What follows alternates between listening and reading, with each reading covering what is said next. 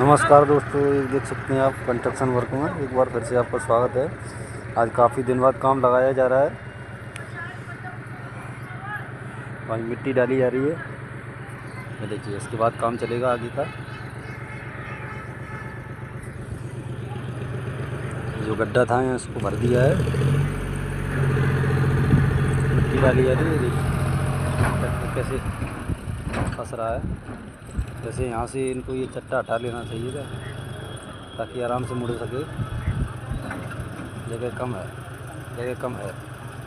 वो देखो देखो देखो, है जगह कम है। एक गिरा दिया। उनको बोलूँगा ये चट्टा हटा देंगे, उसके बाद सब सही हो जाएगा। चलिए नमस्ते, आगे का काम जो भी रहेगा आपको दिखाया जाएगा। जय भोलेनाथ, जय भोलेनाथ, जय भोलेनाथ।